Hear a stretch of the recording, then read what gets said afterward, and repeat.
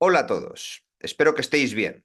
Hoy os traigo un vídeo acerca de los hermanos Menéndez, un caso que está fascinando a todo el mundo mundialmente por la nueva serie que ha realizado Netflix, estando en posición número uno en Netflix España durante las 4 últimas semanas.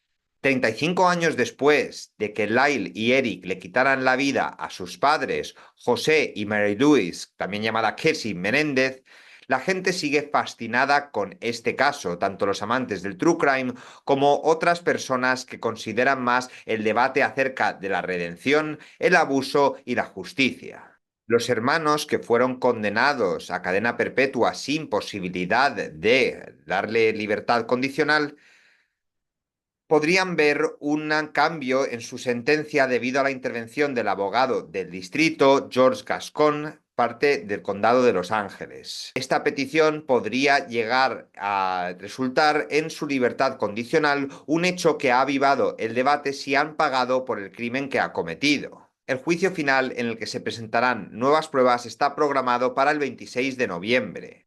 Y antes de entrar en materia en este caso tratando de explicar la razón por la que los hermanos Menéndez cometieron este crimen y todas las pruebas nuevas presentadas, me gustaría saber vuestra opinión. ¿Qué pensáis vosotros? ¿Por qué lo hicieron? ¿Estaban realmente sufriendo abusos o simplemente se lo inventaron con la finalidad de poder quitárselos de en medio y heredar su fortuna? Antes de empezar, tampoco olvidéis suscribiros, darle a like y compartir el vídeo con alguien que penséis que le pueda gustar este tipo de contenido. Para que os lleguen todas las notificaciones de todos nuestros vídeos, activar la campanilla. Y ahora sin más preámbulo, vamos a explorar el caso de los hermanos Menéndez.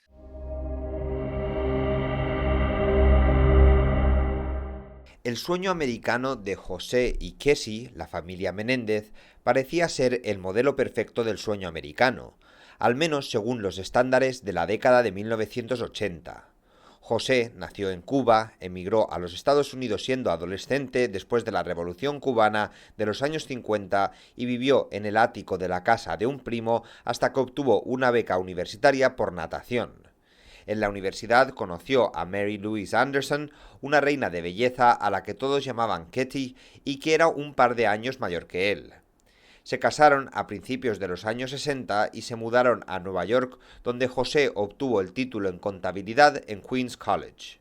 Luego pasó de lavar platos a trabajar como un joven ejecutivo exitoso en la industria del entretenimiento. Tras liderar las operaciones de Hertz en Estados Unidos, José pasó a la década de los 80 como director de RCA Records, donde ayudó a firmar bandas como Duran Duran, Eurythmics y Menudo. Con sus hijos Lyle y Eric, la familia Menéndez se mudó de Princeton, Nueva Jersey, a Los Ángeles pocos años antes de los asesinatos para que José pudiera trabajar en la industria cinematográfica. La casa donde fueron asesinados estaba en una de las calles más exclusivas de Beverly Hills y en distintos momentos fue habitada por Michael Jackson y Elton John. Los hermanos Menéndez también parecían encajar en el ideal platónico de los Estados Unidos de la era Reagan.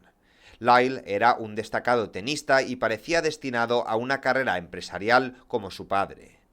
Eric resultó ser incluso mejor en el tenis, ayudado por la intervención obsesiva de su padre, y llegó a ser un jugador de alto rango nacional en su categoría.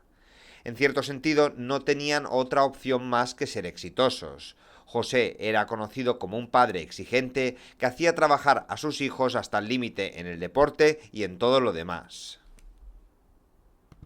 Mencionar también que a pesar de que Eric fuera un prometedor tenista, su rebeldía adolescente le llevó a participar en una serie de robos en 1988, lo que resultó en sesiones de terapia ordenadas por el tribunal. Sin embargo, detrás de la fachada de la familia perfecta de los Menéndez comenzaron a surgir alegaciones de abuso físico, emocional e íntimo por parte de José, las cuales los hermanos afirman que soportaron durante años antes de cometer los asesinatos. La noche de los asesinatos, los hermanos dijeron a la policía que habían salido a ver una película, pero que tuvieron que hacer una parada para recuperar la identificación de Eric. Fue entonces cuando descubrieron los cuerpos de sus padres y llamaron al 911, según las entrevistas que les hicieron. Los oficiales que respondieron a la llamada encontraron a Eric, entonces de 18 años, llorando en el césped antes de entrar en la escena del crimen. La escena del crimen era totalmente espeluznante. José, de 45 años, y Kitty, de 47, no solo fueron asesinados, sino que quedaron prácticamente irreconocibles debido a los 15 disparos de 2 escopetas de calibre 12. Fue tan bárbaro que la policía pensó que los asesinatos eran obra de la mafia y las primeras investigaciones se centraron en rivales de negocios y un ejecutivo de contenido para adultos que tenía problemas con José. La llamada y el comportamiento de los hermanos levantaron sospechas, pues su estilo de vida lujoso después del crimen no coincidía con el de dos jóvenes que acababan de perder sus padres violentamente. En los meses siguientes, los hermanos gastaron cerca de $700,000 de la fortuna de su padre. Lyle compró un Rolex, un Porsche, ropa cara y un restaurante en Princeton, mientras que Eric se enfocó en gastos como un entrenador personal de tenis, un Jeep Wrangler y una inversión fallida en un concierto de rock. Esta vida de excesos levantó muchas cejas y la atención mediática se intensificó cuando las autoridades comenzaron a investigar a fondo sus acciones y motivos. Uno de los elementos más cruciales en el caso de los hermanos Menéndez fue la confesión que hicieron a su psicólogo, el Dr. Jerome Oziel. Durante varias sesiones de terapia, Eric Menéndez reveló detalles sobre el crimen que él y su hermano Lyle habían cometido, el asesinato de sus padres. Esta confesión fue compartida por Oziel con Judalon Smith, con quien mantenía una relación extramarital. Posteriormente, tras un incidente violento entre Oziel y Smith, ella decidió informar a la policía de Beverly Hills sobre la existencia de las grabaciones de las confesiones. Esto llevó a la detención de Lyle en marzo de 1990 y poco después la captura de Eric, quien regresaba de un torneo de tenis en Israel. La cuestión de si las cintas estaban protegidas por la confidencialidad doctor-paciente se convirtió en un prolongado proceso legal que duró 2 años, involucrando múltiples recursos y apelaciones. Este debate legal no solo se centró en la naturaleza confidencial de las sesiones terapéuticas, sino también en el impacto que tendría en los derechos de los acusados y en la integridad del sistema judicial. Finalmente, la Corte Suprema de California dictaminó que 2 de las 3 cintas eran admisibles en el juicio, incluyendo una en la que Lyle admitía su culpabilidad. Este fallo fue fundamental para el desarrollo del caso, ya que las grabaciones se convirtieron en pruebas clave para la Fiscalía. La revelación de estas cintas no solo impactó el juicio, sino que también atrajo una atracción mediática sin precedentes. La naturaleza sensacionalista del caso alimentó un ciclo constante de cobertura noticiosa, lo que contribuyó a moldear la percepción pública sobre los hermanos Menéndez. La narrativa presentada por los fiscales describió a Eric y Lyle como jóvenes privilegiados que le habían quitado la vida a sus padres por codicia, buscando heredar su fortuna familiar. Esta imagen contrastaba drásticamente con la defensa presentada por los hermanos, quienes argumentaron que actuaron por miedo tras años de abuso físico, emocional e íntimo. Los juicios de los hermanos Menéndez, transmitidos por Court TV, cautivaron a una nación entera y generaron intensos debates sobre el sistema legal y el papel de los medios en casos de alto perfil. El primer juicio, que tuvo lugar en 1993, terminó con un jurado indeciso debido a las diferentes versiones que presentaron los hermanos sobre el abuso sufrido durante su infancia. Sin embargo, en el segundo juicio, el juez Stanley M. Weisberg limitó las pruebas y testimonios relacionados con el abuso, lo cual dejó al jurado con pocas opciones para considerar una defensa efectiva. Sin poder utilizar el pretexto de abuso como defensa válida, los hermanos fueron condenados a cadena perpetua sin posibilidad de libertad condicional en 1996.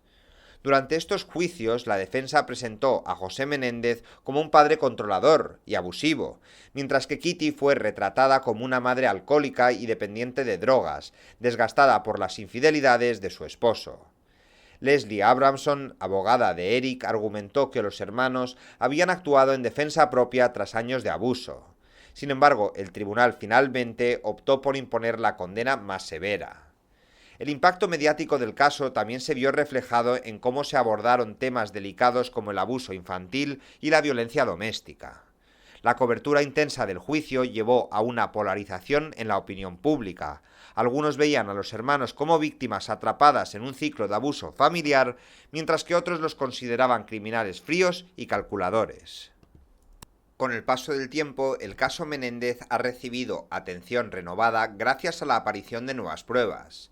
En el reciente documental Menéndez más Menudo, Boys Betrayed, disponible en Peacock, Royce Rosselló, exintegrante del grupo Menudo, afirmó haber sido abusado por José Menéndez cuando éste solo tenía 14 años.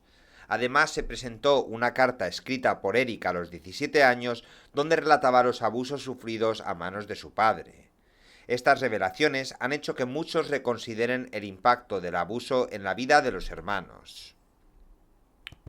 También el reciente documental de Netflix, Monstruos, la historia de Lyle y Eric Menéndez, ha atraído atracción mundial al caso, ya que anteriormente era más popular en los Estados Unidos. El 24 de octubre de 2024, el fiscal George Gascon sorprendió al público al recomendar una resentencia para los hermanos Menéndez. Gascon argumentó que han pagado su deuda con la sociedad y han mostrado una trayectoria de redención y rehabilitación durante su tiempo en prisión. Según su recomendación, deberían recibir una cadena perpetua con posibilidad de libertad condicional. Esta medida abre la puerta a su posible liberación, aunque dependerá del juicio final y la decisión de una junta de libertad condicional. La recomendación ha generado opiniones divididas entre familiares y defensores. Mientras que algunos apoyan esta decisión, Milton Andersen, hermano de Kitty Menéndez, ha contratado a un abogado para oponerse firmemente a la liberación. Andersen declaró que los hermanos no merecen caminar sobre la faz de la tierra después de quitarle la vida a su hermana y su cuñado. El juicio final para los hermanos Menéndez está programado para el 26 de noviembre de 2024. Esta audiencia se llevará a cabo en el contexto de la revisión de nuevas pruebas que podrían influir en su condena, la cual está siendo objeto de debate y atención mediática reciente. La Fiscalía de Los Ángeles, encabezada por el fiscal George Gascon, ha indicado que existe una obligación moral y ética de revisar las pruebas presentadas por los abogados de los hermanos, que sugiere que fueron abusados por parte de su padre y que actuaron en defensa propia al cometer el asesinato de sus padres en 1989. La decisión final sobre la libertad queda en manos del sistema judicial. Mientras tanto, el público continúa debatiendo si estos hombres deben ser condenados considerando su rehabilitación y las nuevas evidencias sobre el abuso sufrido de su infancia. El caso Menéndez permanece como un reflejo complejo de las tensiones entre justicia y compasión en nuestra sociedad actual. Aún queda mucho por decidir respecto al futuro legal y personal de los hermanos Menéndez. Desde aquí, en A Prueba con Nota Alta, os informaremos en directo acerca del juicio el 26 de noviembre. ¿Y vosotros qué pensáis? ¿Culpables o no? Dejádmelo en los comentarios, os estaré leyendo.